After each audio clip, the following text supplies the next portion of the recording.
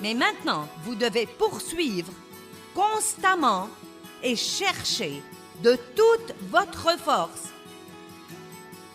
à travailler avec le Saint-Esprit incessamment pour avoir tout ce que Dieu a mis en vous comme semence et pour que votre âme en soit remplie, pour qu'il déborde de vous et que les gens puissent voir Dieu.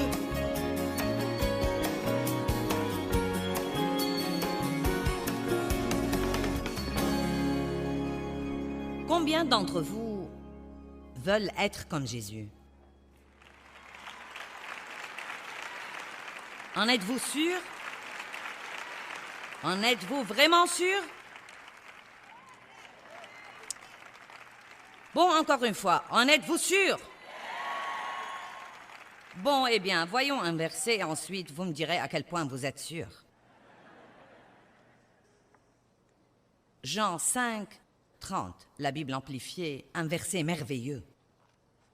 Verset 30, « Je ne puis rien faire de moi-même, c'est Jésus, je ne puis rien faire de moi-même de façon indépendante de moi-même, mais seulement comme Dieu m'a appris et comme je reçois ses ordres. Je juge selon ce que j'entends, je décide comme je suis appelé à décider. Comme la voix vient à moi, je décide et mon jugement est bon et juste et vertueux, car je ne cherche pas et je ne prends pas en considération ma propre volonté. Je ne désire pas de faire ce qui me plaît, mon propre but, mon propre dessein, mais seulement la volonté et le plaisir du Père qui m'a envoyé. » Waouh! Vous devriez lire ça probablement 20 fois pour l'assimiler. Eh bien, Jésus a dit, « Tout ce que Dieu me dit de faire, tout ce que mon Père me dit de faire, c'est ce que je fais. Je guette sa voix et je l'attends. Quand il me montre que faire, il n'y a vraiment pas de décision à prendre, car j'ai déjà prédécidé que tout ce que Dieu me demande de faire, je le ferai. » Donc, après avoir lu Jean 5, 30, où il a dit « Je ne suis pas ma propre volonté, je ne fais pas ce qui me plaît, je ne prends pas en considération ma propre volonté. Quand Dieu me dit de faire quelque chose, je ne me demande même pas ce que j'en pense. Est-ce que je veux ou je ne veux pas le faire? C'est une affaire réglée. Jésus a dit « C'est une affaire réglée, je l'ai déjà réglée moi-même. » Tout ce que dit Dieu, une fois que je sais ce que Dieu me dit, alors il n'y a plus de décision à prendre. Laissez-moi vous demander de nouveau, après avoir écouté ça, combien d'entre vous veulent vraiment être comme Jésus? Bon, donc je prie pour vous en ce moment, au nom de Jésus, qu'il commence une révolution du Saint-Esprit, une prise de contrôle par le Saint-Esprit dans votre vie, qu'il envahisse votre vie, et s'il doit vous lier à l'autel pour vous empêcher de s'évader de lui, que vous ne puissiez pas vous éloigner de Dieu avant qu'il ne puisse vraiment faire tout ce qu'il veut faire dans votre vie. Amen.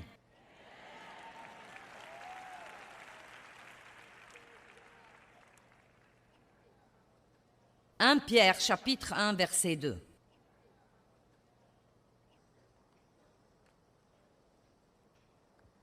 Nous avons été consacrés selon le dessein de Dieu. Consacrés, cela veut dire sanctifiés et rendus saints. Cela veut dire mis à part pour un but spécial. Laissez-moi vous dire quelque chose. Vous n'êtes pas comme tous les autres dans le monde qui n'ont pas Christ comme leur sauveur. Vous ne pouvez pas faire tout ce qu'ils font. Vous ne pouvez pas vous comporter comme ils se comportent. Vous avez été, quand le Saint-Esprit est survenu sur vous, quand Christ a demeuré en vous, il vous a pris et il vous a mis à part pour quelque chose de spécial.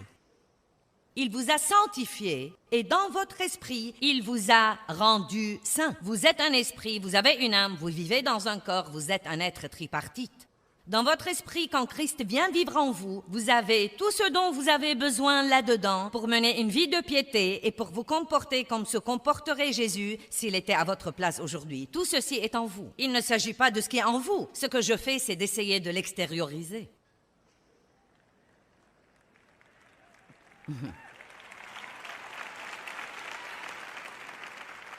Philippiens 2,13. Travaillez à votre salut. Cela ne veut pas dire travailler pour le salut. Nous savons que nous sommes sauvés par la grâce seule. C'est par la faveur imméritée de Dieu que nos péchés nous sont pardonnés.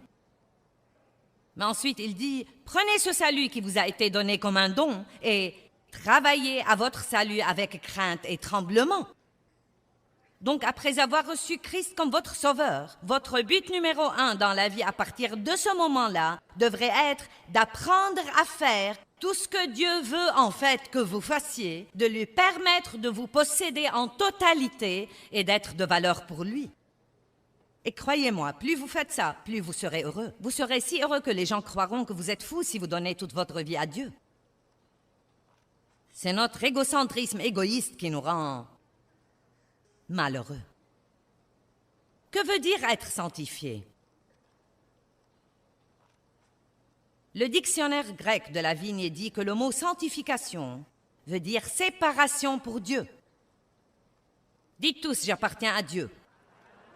Pensez-y, vous appartenez à Dieu. Combien d'entre vous ont peut-être comme un... Je ne sais pas, nous utiliserons ça comme un exemple. C'est mon verre que j'utilise quand je voyage. C'est le verre de Joyce. Personne d'autre ne boit de ce verre. On n'utilise pas ce verre pour le café ou pour arroser les plantes. C'est mon verre. Ce verre est mis à part, sanctifié pour un but spécial. Maintenant, vous savez tous de quoi je parle. Vous avez des choses que vous possédez et que vous avez pour un but spécial. Vous ne voulez pas que vos enfants y touchent, elles sont à vous. C'est pour ceci, ce n'est pas pour cela, c'est pour ceci. Eh bien, vous êtes comme ça. Vous êtes mis à part par Dieu pour un but spécial. En ce qui concerne ce monde, nous sommes des étrangers et nous sommes de passage. Ce n'est pas notre pays. Nous ne devons pas choisir de résider ici et de nous enraciner dans le monde. Nous sommes en chemin pour quelque part ailleurs et pendant que nous faisons le voyage, nous devons rassembler des tas de gens et les prendre avec nous.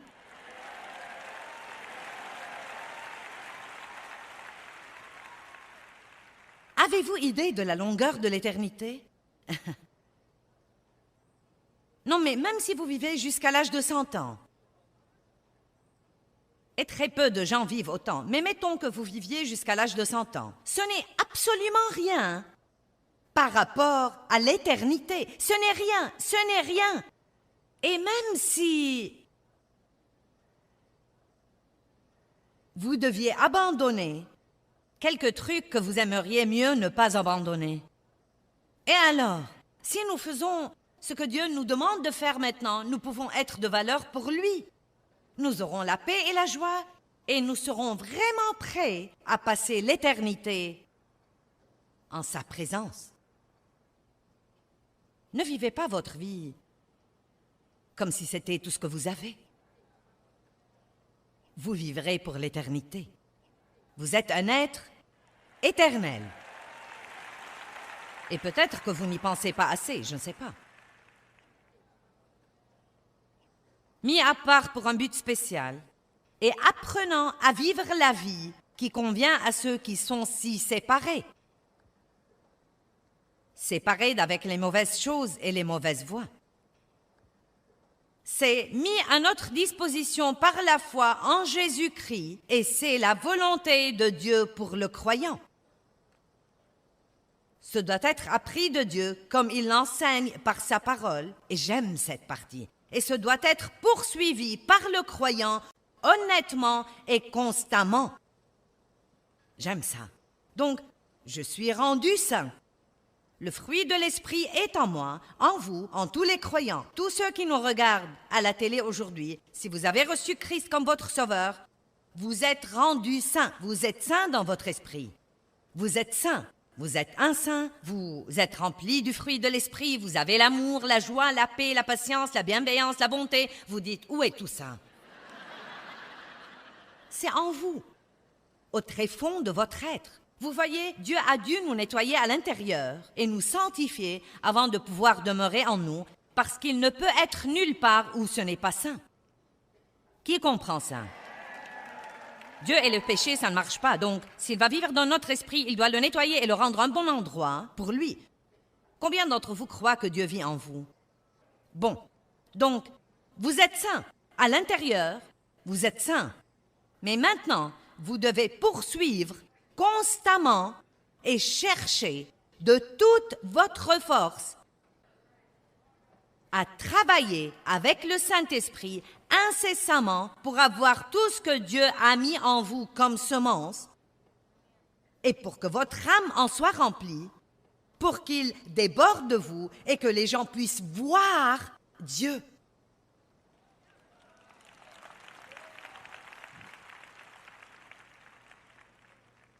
Le pire témoin que nous avons est que nous pouvons à peine faire la différence entre les chrétiens et les autres.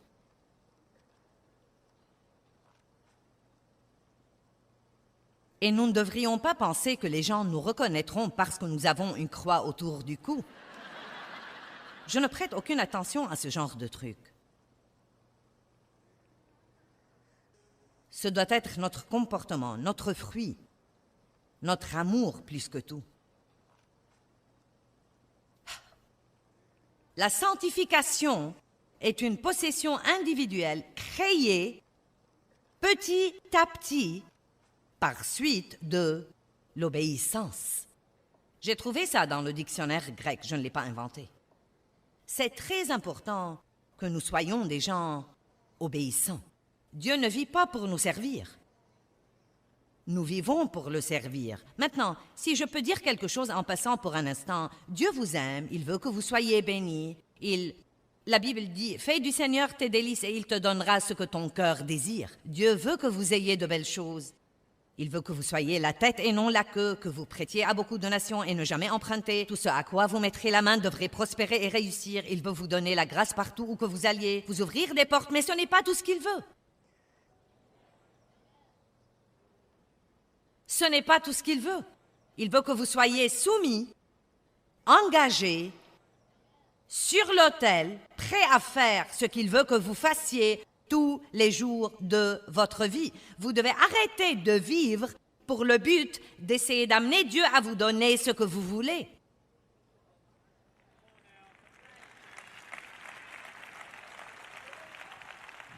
Peut-être que vous pensez, eh bien, ça n'a pas l'air très drôle. S'il vous plaît. Puis-je vous dire quelque chose d'intéressant? Tous ces gens qui sont partis hier pendant l'appel d'hôtel, ils se sentaient...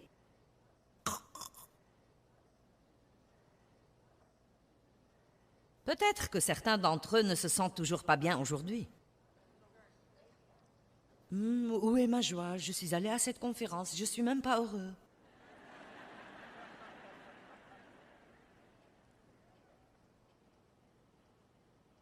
Quand nous obéissons à Dieu, nous avons au-dedans de nous une grande joie, une joie qu'on ne peut avoir nulle part ailleurs. Vous ne pouvez l'avoir nulle part ailleurs. Vous pouvez soit rendre votre chair heureuse pour quelques instants, au prix d'attrister votre esprit, soit attrister votre chair pendant un petit moment, au prix de rendre votre esprit libre et plein de paix et de joie. Vous devez décider lequel est le plus important pour vous. Revenons à 1 Pierre 1,2 et voyons si je l'ai lu en entier, je ne sais pas. Sanctifiés, rendus saints par l'Esprit. Donc nous sommes élus selon la préconnaissance de Dieu le Père, consacrés, sanctifiés, rendus saints par l'Esprit pour être obéissants à Jésus-Christ. Le Messie. Waouh, waouh, waouh. Et il y a un autre verset comme ça. 1 Pierre 1, verset 22. Sautons là très vite et regardons ce verset. Votre obéissance à la vérité par le Saint-Esprit.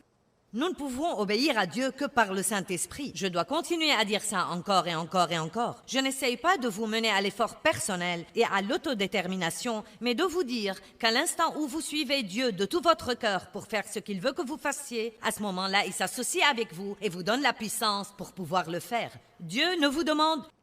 Écoutez-moi, Dieu ne nous demande jamais de faire quoi que ce soit sans nous donner la puissance et la capacité et l'équipement pour le faire. Vous pouvez faire tout ce que Dieu veut et vous demande de faire par Christ qui vous fortifie.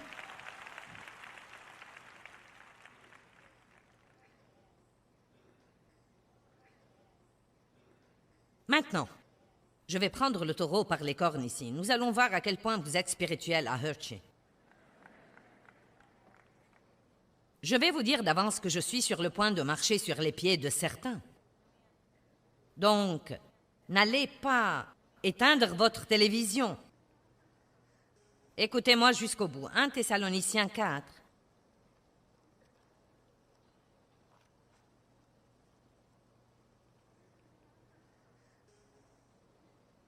À partir du verset 1. Nous allons lire 4 versets et je vais faire quelques commentaires. Au reste donc, frères, nous vous prions et nous vous exhortons, en raison de notre union avec le Seigneur Jésus, que vous suiviez les instructions que vous avez reçues de nous sur la manière dont il faut que vous marchiez pour plaire à Dieu.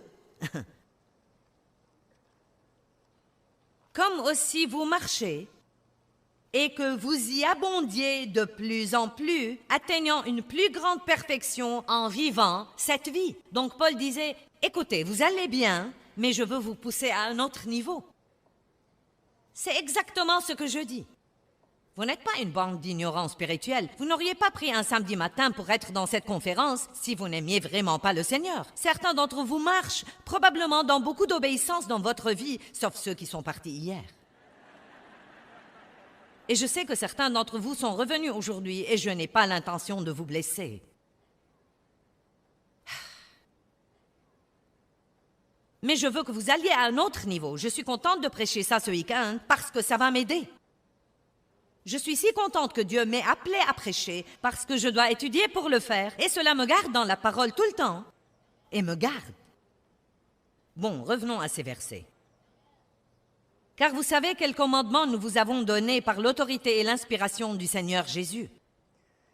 Car c'est ici la volonté de Dieu que vous soyez consacrés, séparés et mis à part pour une vie pure et sainte, et que vous vous absteniez du vice sexuel. Maintenant, nous allons parler de sexe pour un instant.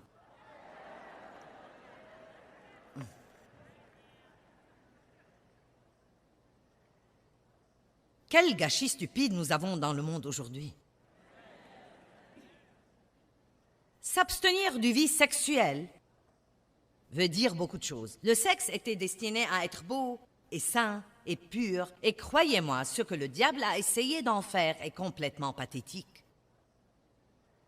Donc maintenant, vous avez des problèmes énormes avec la pornographie. Vous ne pouvez pas ouvrir un magazine et le feuilleter pour essayer d'acheter un pyjama sans que la moitié des gens ne soient nus.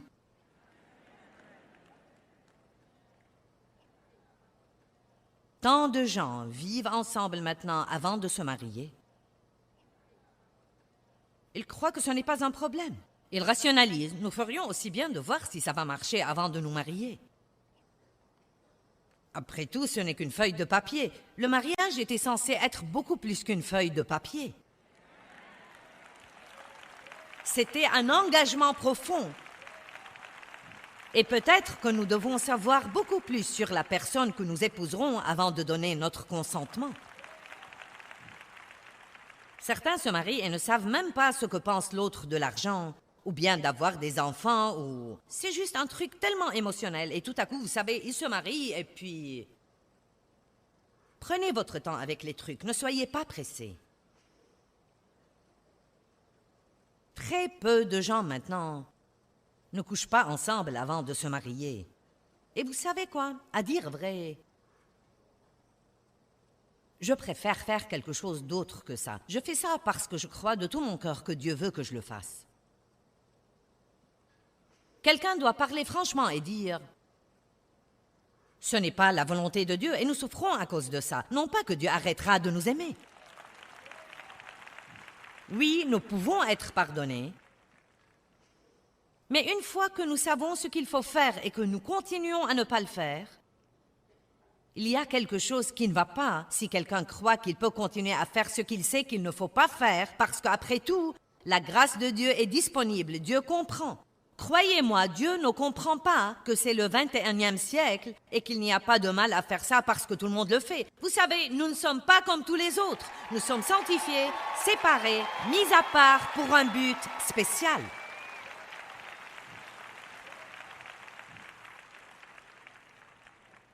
Vous savez ce qui arrive quand les gens couchent ensemble avant le bon moment? Ils retirent toute la beauté et tout l'émerveillement. Personne n'attend plus rien avec impatience désormais parce que personne n'attend rien. Nous avons un problème dans notre société avec la satisfaction instantanée. Tout le monde veut avoir ce qu'il veut et il le veut tout de suite. S'il ne peut pas se le permettre, il le paye par carte de crédit. Il n'y a pas une attente des choses, une attente impatiente des choses, un désir pour les choses, une planification pour les choses, une économie pour les choses, une discipline pour les choses. Et il en va de même pour le sexe. Vous pouvez vous maîtriser. Vous pouvez vous maîtriser. La Bible dit que nous avons la maîtrise de soi. Ne vous mettez même pas dans des situations où cela peut arriver. Si vous avez un problème, sortez avec d'autres personnes saines.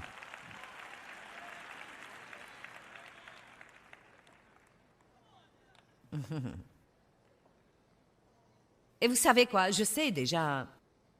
Mon Dieu, je ne sais combien d'entre vous ont déjà éteint leur télé.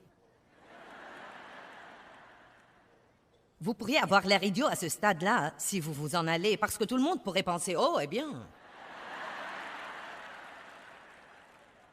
Donc, je vais probablement garder cette foule, au moins pour un petit moment. Je ne fais pas ça parce que j'essaye d'être impopulaire. J'essaye de vous aider et j'essaye d'arriver au point où nos vies rendront gloire à Dieu et où nous comprendrons que nous ne pouvons absolument pas être comme tous les autres.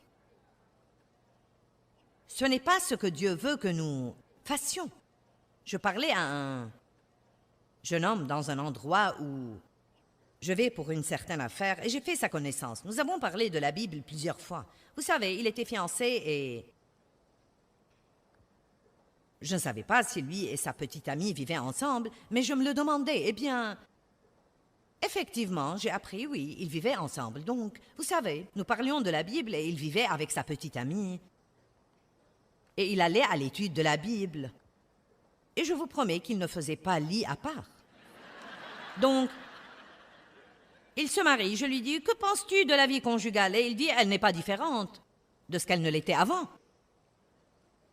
Maintenant, pas de surprise, pas d'émerveillement, pas de beauté, pas de signification, car personne n'a rien attendu. Ce n'était même pas spécial. Pas du tout, même pas spécial. J'ai reçu le docteur Ravi Zacharias la semaine passée pour enregistrer des émissions avec moi.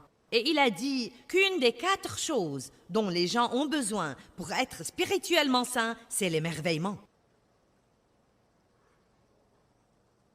Nous devons retarder la satisfaction et nous devons attendre les choses et nous devons faire les choses à la façon de Dieu. Et vous savez, une partie de la télévision aujourd'hui est si stupide. C'est au-delà de... Non mais c'est vraiment au-delà de... Je ne sais même pas dire à quel point c'est stupide. Arrêtons de laisser le monde nous dicter les choses et nous instruire et soyons assez saints pour instruire nous-mêmes le monde.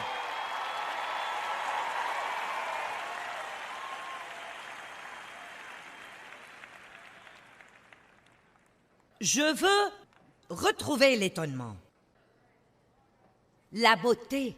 Donc, les femmes, maintenant, elles font l'amour avant le mariage, elles tombent enceintes, elles ne veulent pas la responsabilité de leur comportement, donc elles se font avorter. Les gens dépensent de l'argent sur les cartes de crédit et quand ils ne peuvent plus payer leurs factures, ils font faillite.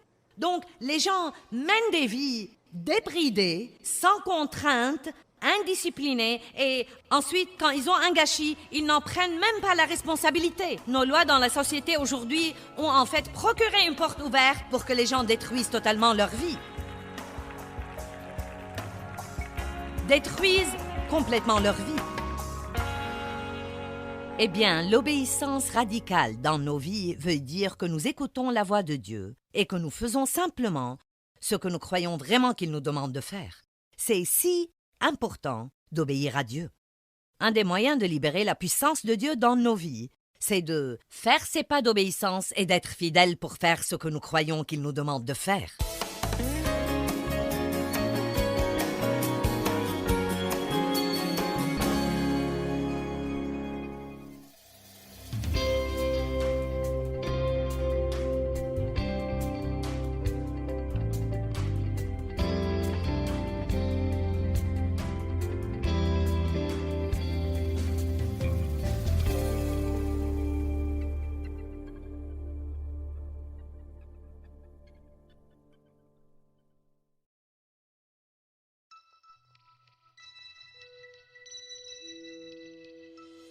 Puis-je te dire quelque chose? Si nous apprenons à faire ce que Dieu veut que nous fassions pour la gloire de Dieu, la récompense qu'il apporte dans notre vie sera absolument une récompense époustouflante et phénoménale. Allez, louez Dieu!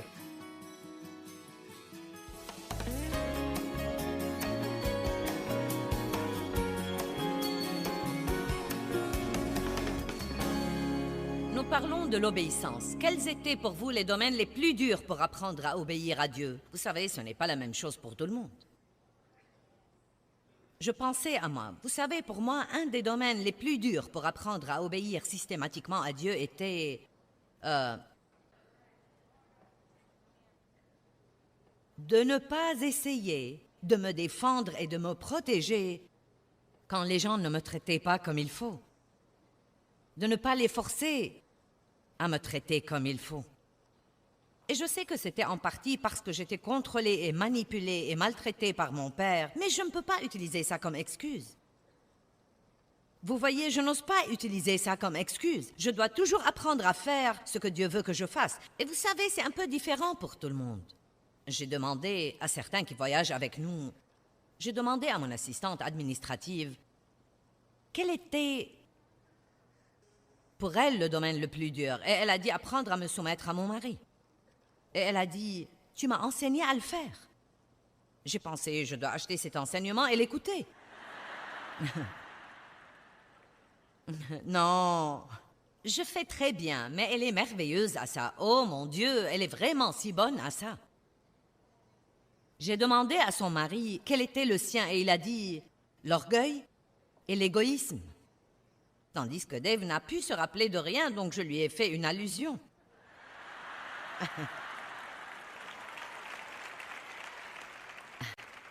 Dave n'arrive jamais à se rappeler de ce qui ne va pas chez lui. C'est si agaçant.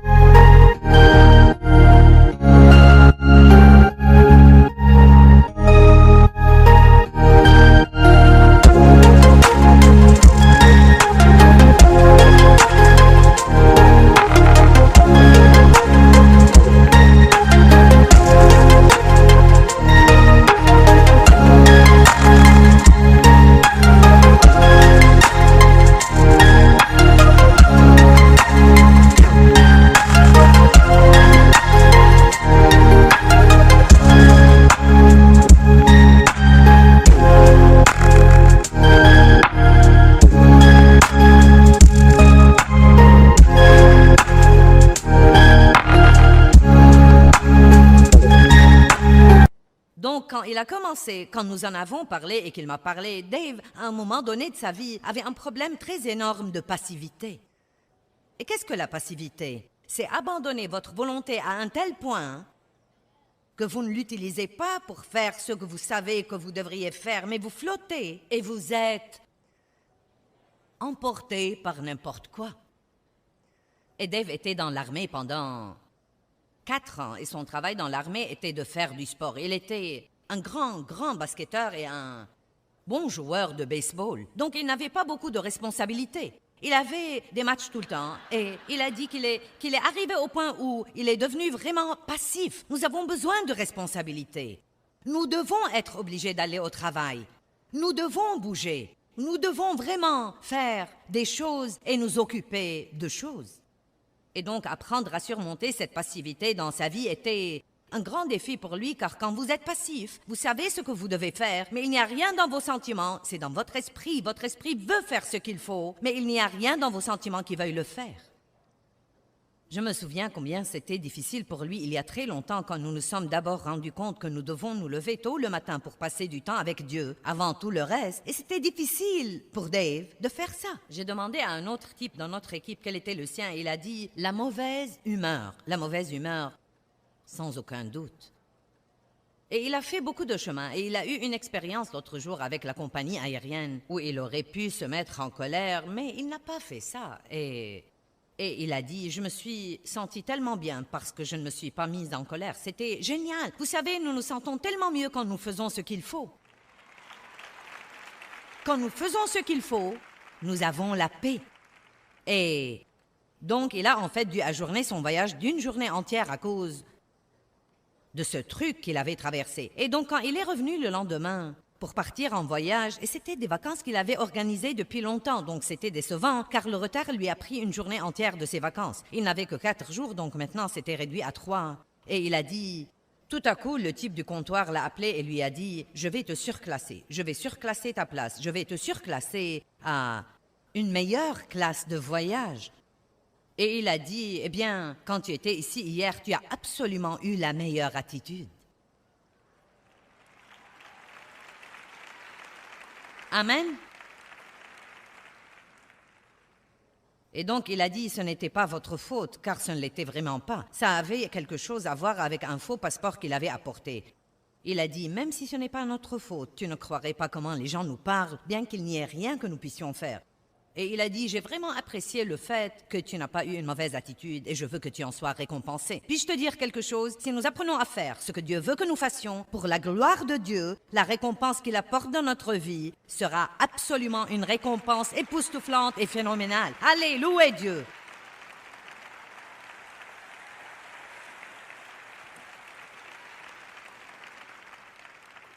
Allons à 1 Pierre chapitre 2. Je vais vous montrer ce qui était pour moi un des domaines les plus difficiles à avaler dans la Bible. Surtout parce que j'avais du mal à laisser les autres me maltraiter et à espérer en Dieu pour me délivrer. Je suppose qu'aucun de vous n'a un problème avec ça.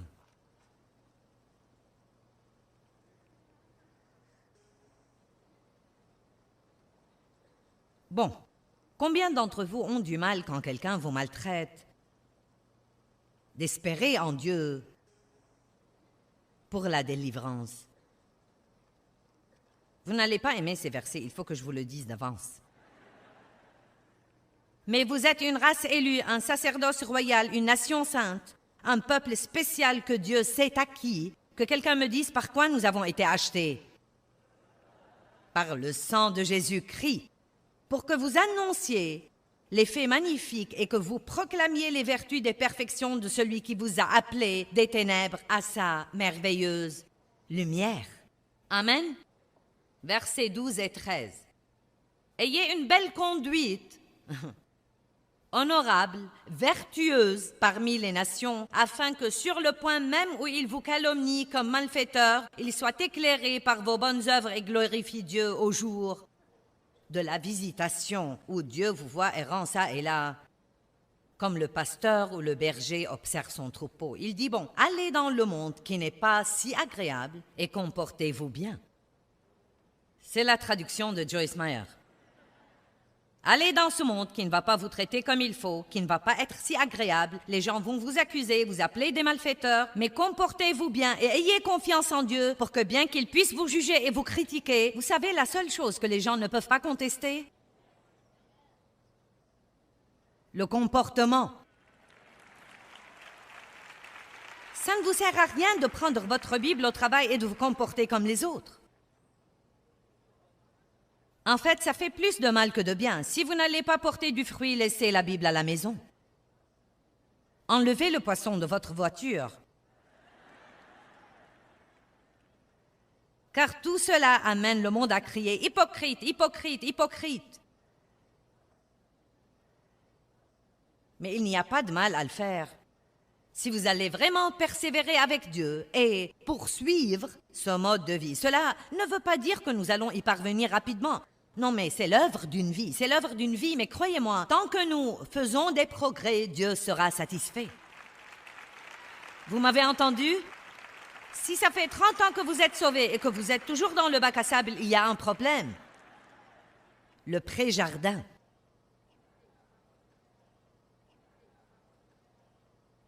J'ai parlé de la rébellion qui est dans le monde et du problème qu'elle représente. Combien se rendent compte que le monde est plein de rébellions? Personne ne veut que quiconque lui dise quoi que ce soit. Comme la nuit dernière quand j'ai demandé aux gens de ne pas partir et ils sont partis. Eh bien, tu ne vas pas me dire que faire. Nous demandons parfois aux gens de ne pas s'asseoir dans des sections que nous n'avons pas encore ouvertes. Tu ne vas pas me dire où m'asseoir, je vais m'asseoir là où je veux.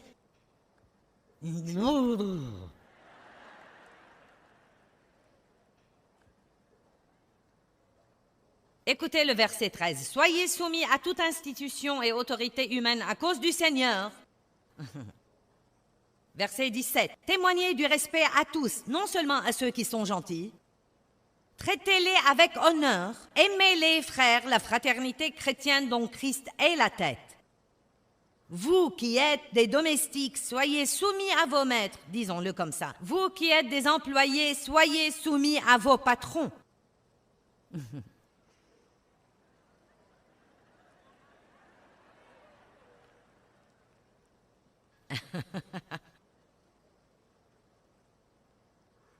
Eh bien, Dieu soit béni. Je fais ce qu'on me dit, mais c'est un idiot. Vous savez quoi? Ce n'est pas de la soumission. J'ai dû apprendre. Dieu m'a dit une fois, vous savez, je suis arrivée au point où je savais que j'étais censée être soumise. Donc si je n'aimais pas quelque chose que Dave essayait de me faire faire, je disais, oui chérie. Je me souviens qu'une fois, quand il a tourné le dos, je lui ai tiré la langue.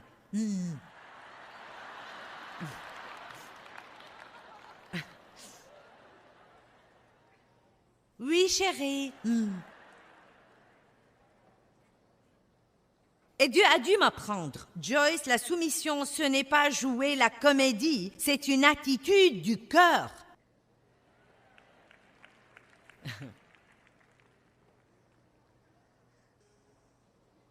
Pitié, nous aurions besoin de beaucoup de temps.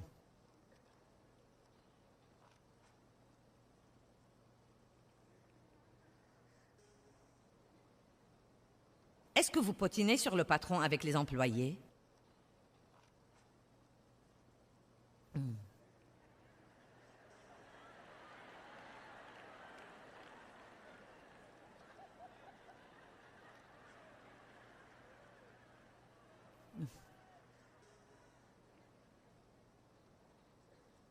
Vous savez quoi? Ce n'est peut-être pas le meilleur endroit au monde pour travailler, mais si vous ne voulez pas votre travail, il y a des gens qui le prendraient volontiers.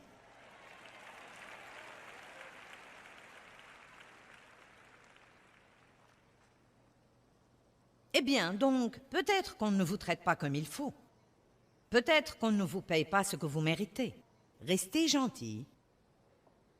Et Dieu peut vous bénir et vous donner grâce et vous faire promouvoir à des positions qui sont au-delà de votre capacité naturelle. Dieu peut ouvrir une porte pour vous. Et en attendant, vous pouvez lui rendre la gloire.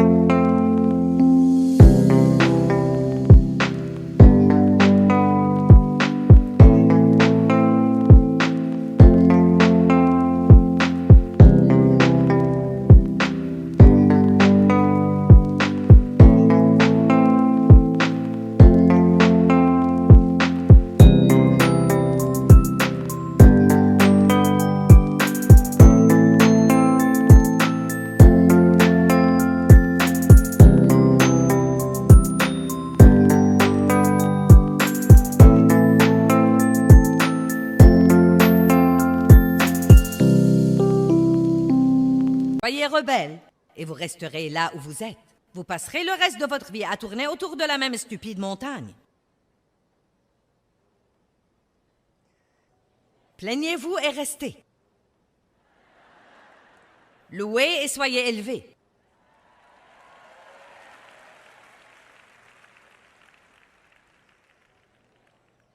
Vous qui êtes des domestiques, soyez soumis à vos maîtres avec tout le respect dû, non seulement à ceux qui sont bons et prévenants et raisonnables, mais aussi à ceux qui sont revêches, autoritaires, injustes et malhonnêtes. Eh bien, dis-moi que tu blagues. Non, mais quand j'ai lu ça la première fois, j'ai pensé, c'est vraiment dingue. Je ne vais pas être gentil avec un idiot. Car quelqu'un est considéré favorablement et apprécié, accepté et digne de louange si par respect pour Dieu il supporte des peines qu'il souffre injustement. Oh oh. Je vous donne de la viande aujourd'hui, ce n'est pas un jour de dessert. En effet, quelle gloire y a-t-il si vous avez commis une faute et que vous êtes puni, si vous le supportez avec patience? Mais si vous souffrez avec patience après avoir fait le bien et que c'est immérité, maintenant cette patience est acceptable et agréable à Dieu, car c'est à cela que vous avez été appelés.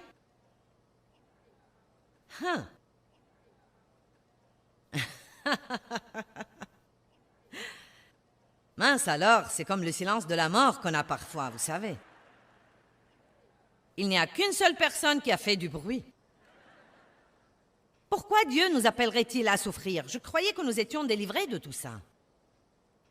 Il y a des choses dont nous avons été délivrés. Dieu merci, nous ne devons pas souffrir pour nos péchés et méfaits, car Jésus en a payé le prix. Dieu merci, nous ne devons pas aller en enfer et nous pouvons vivre en présence de Dieu.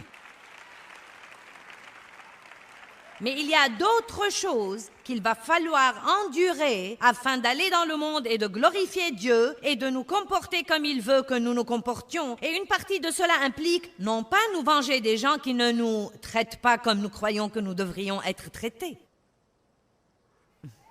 Maintenant.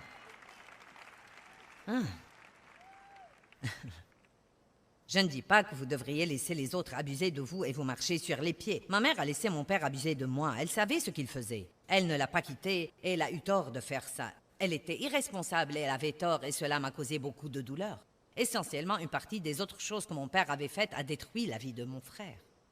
Je ne dis pas de ne rien faire et de se laisser abuser. Voici ce que je vous dis. Ne faites pas ce que vous avez envie de faire. Entendez de Dieu d'abord, puis faites ce que Dieu vous dit de faire. J'ai été dans des situations dont je voulais tellement me libérer que je ne saurais même pas vous dire à quel point j'ai voulu les gronder et dire « je vais quitter ». Et Dieu disait « pas encore ». Je ne quitte pas avec une mauvaise attitude. Je ne veux pas que tu quittes fâché. Attends, je prépare quelque chose. Attends. Je prépare quelque chose. Allez, c'est bon, c'est des trucs profonds aujourd'hui. Attends, je prépare quelque chose. Et oh mon Dieu, quand Dieu m'a vraiment promu, oh, personne n'a pu le croire, y compris moi. J'ai toujours du mal à le rattraper. Je n'ai pas le temps de vous raconter toutes les histoires, mais... oh, j'ai dû apprendre vraiment à abandonner l'autoprotection et l'autodéfense. Le Seigneur soit béni, tu ne vas pas me traiter comme ça. Pour qui te prends-tu? Je ne vais pas supporter ça.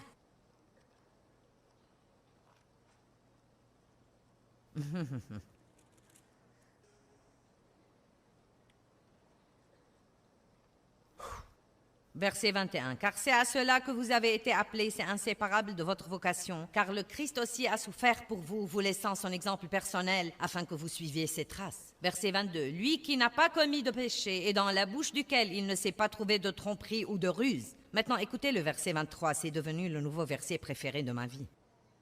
Il dit, quand on l'outrageait ou l'insultait, il ne rendait pas l'outrage ou l'insulte. Quand on abusait de lui et qu'il souffrait, ne menaçait pas de se venger, mais se confiait lui-même et confiait tout à celui qui juge justement.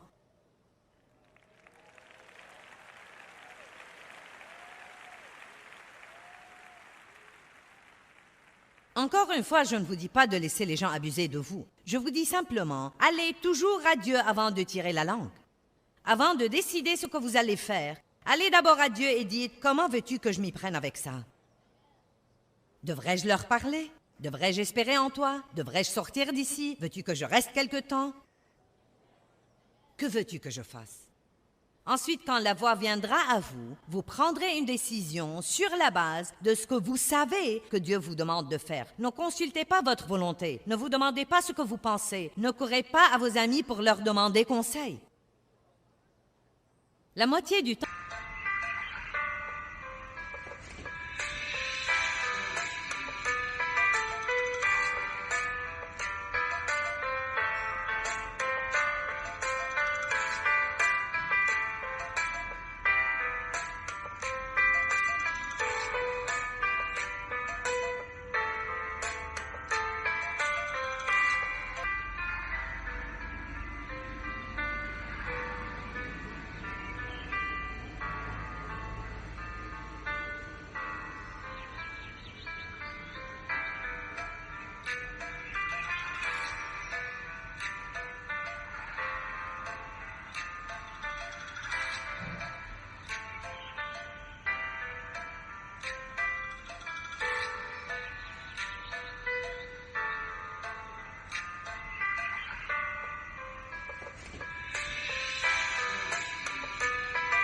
Nous demandons aux gens ce que nous devrions faire parce que nous ne voulons pas entendre de Dieu pour commencer. Le problème, c'est que nous le savons déjà et que nous espérons trouver quelqu'un qui nous dise de ne pas le faire.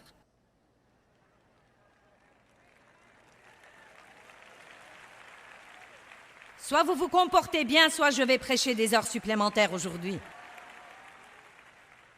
Vous savez quoi? Je ne saurais même pas vous raconter la justice que j'ai vu Dieu apporter dans ma vie. Oh! C'est incroyable, absolument incroyable, la justice que Dieu a apportée dans ma vie. Mais j'avais vraiment du mal. J'avais du mal à espérer en Dieu.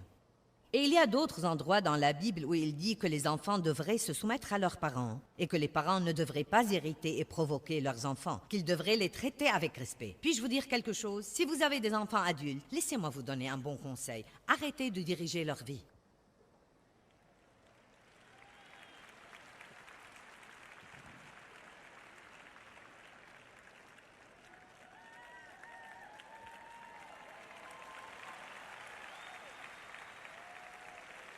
J'essaye de leur dire ça pour leur bien. Et vous, est-ce que vous écoutez quelqu'un?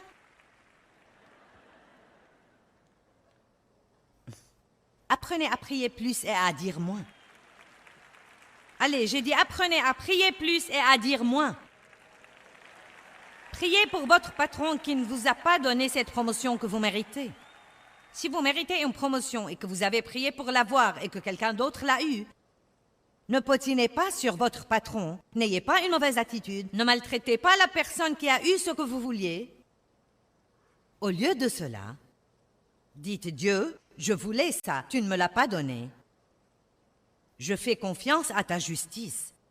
Je me fie à toi pour redresser tous les torts. Confiez-vous et confiez-vous entièrement à Dieu qui juge justement. N'est-ce pas un beau verset relaxant, merveilleux? Confiez-vous et confiez-vous entièrement à Dieu qui juge justement. Dieu vous montrera que faire quand il veut que vous fassiez quelque chose. Il y a eu des moments où je voulais parler à Dave de quelque chose. Et Dieu disait non. Non. Et 2 mois pourraient s'écouler et Dave fait toujours quelque chose qui mérite. Non, non. Et ensuite, Dieu pourrait dire maintenant. C'est merveilleux d'attendre le timing de Dieu parce qu'il prépare tous les cœurs et les choses qui se passent si bien.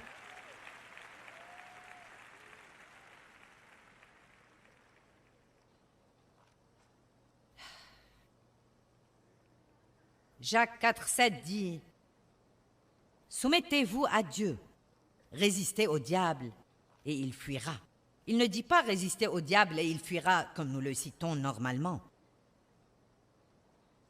Soumettez-vous à Dieu, résistez au diable et il fuira. Vous savez quoi? Quand nous nous soumettons à Dieu, nous n'aurons pas de problème avec Satan.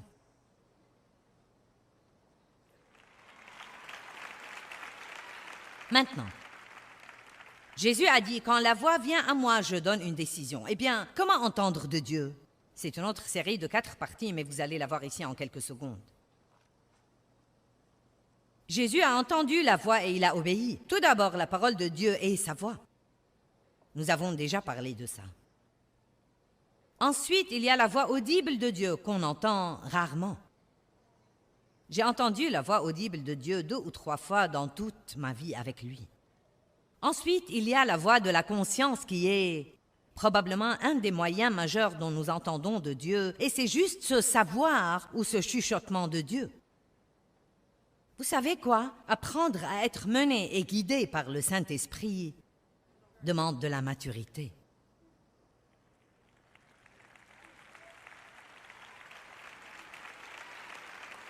Je ne veux pas avoir à mettre une pancarte sur la porte. Vous ne pouvez pas partir parce qu'il y a un appel d'hôtel. Je veux que nous arrivions tous au point où nous sommes menés par le Saint-Esprit. Nous pouvons maintenant être menés par la direction et les incitations du Saint-Esprit. Suivons la paix. Prêtons attention à notre conscience. Si notre conscience n'approuve pas quelque chose, ne le faisons pas. Vous ne vous asseyez pas à la table de déjeuner pour potiner sur les autres et être content de le faire. Ce n'est pas possible. Si vous êtes un chrétien régénéré, vous ne pouvez pas faire ça. Vous ne pouvez pas le faire. Vous ne pouvez pas avoir une relation sexuelle avant le mariage et être content de faire ça. Mais même les gens qui n'ont pas une relation avec Dieu savent qu'il ne faut pas faire ça. Parce qu'il y a des choses que la nature nous dit, que Dieu nous dit. Franchement et sincèrement,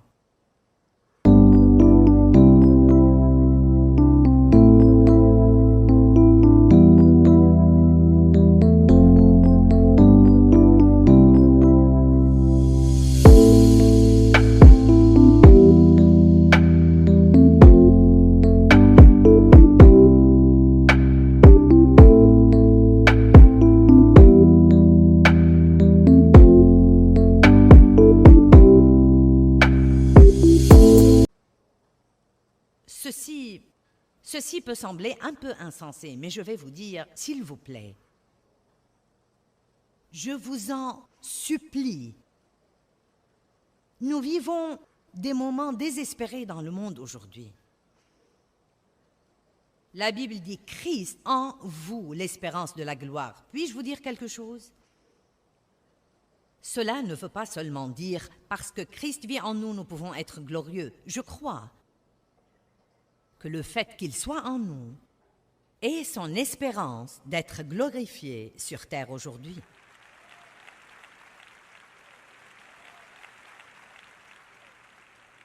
Ouf! Si vous ne voulez pas faire ça pour une autre raison, faites-le pour Dieu. Faites-le à cause de ce qu'il a fait pour vous. Faites-le parce qu'il est si beau, si merveilleux, si génial, qu'il a envoyé son Fils unique pour mourir et souffrir à votre place. Et ne vous comportez pas comme si c'était la fin du monde, si vous devez supporter quelque chose pour quelque temps et espérer en Dieu pour faire que cela se produise. Ne faites pas des choses qui vont à l'encontre de votre conscience. Ne faites pas des choses si votre cœur n'est pas tranquillisé. Non, mais nous disons tout le temps, je sais que je ne devrais pas, mais... Je sais que je ne devrais pas dire ça, mais... Je ne devrais pas vous dire ça, mais... Allez, bon... Allez maintenant. Je ne devrais pas faire ça, mais... S'il vous plaît, s'il vous plaît, s'il vous plaît, Dieu a une destinée et un plan merveilleux pour votre vie. L'œil n'a pas vu et l'oreille n'a pas entendu toutes les bonnes choses que Dieu a préparées et a mis en réserve pour ceux qui l'aiment et lui obéissent avec une profonde révérence.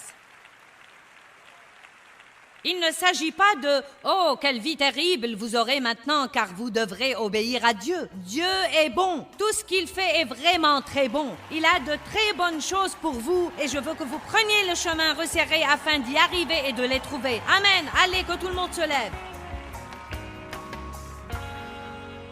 Eh bien, l'obéissance radicale dans nos vies veut dire que nous écoutons et obéissons la voix de Dieu et que nous faisons simplement ce que nous croyons qu'il nous demande de faire. C'est si important d'obéir à Dieu. Un des moyens de libérer la puissance de Dieu dans nos vies, c'est de faire ses pas d'obéissance et d'être fidèles pour faire ce que nous croyons qu'il nous demande de faire.